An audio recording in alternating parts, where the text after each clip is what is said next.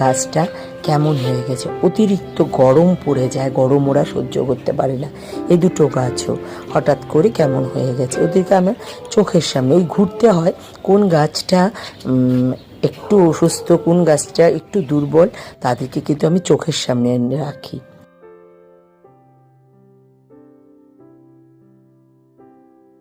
আমার গাছের ফুল আমার রাধা মাধবের জন্য।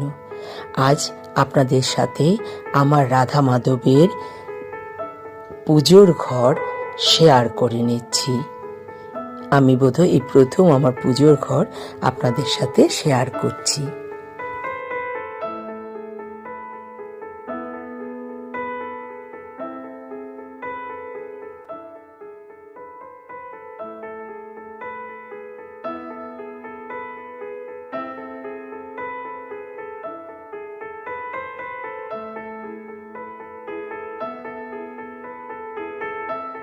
সকাল সন্ধ্যা দুবেলা আমি কিছুটা সময় এই ঠাকুর ঘরে দিই।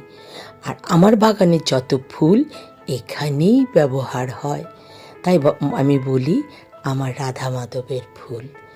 আর রাধা মাধবের জন্য এই ফুল করব বলে আজকে প্রতিদিন সকালে আমি 2 সাজি ফুল পারি।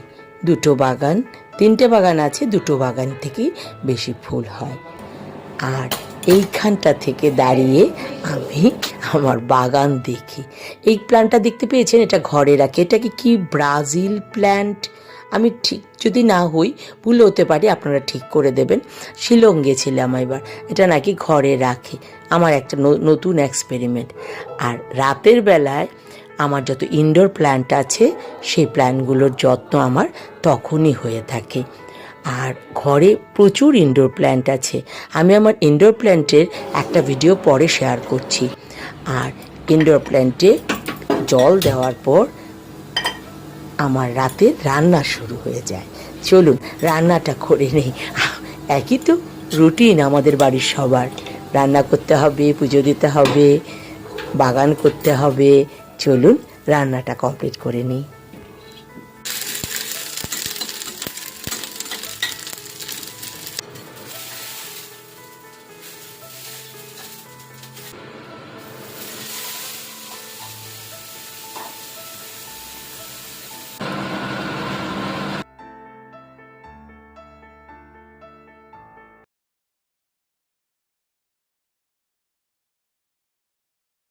খাওয়া, কাজ, আবার কাজ, আবার খাওয়া, মাঝখানে কিছু কথা।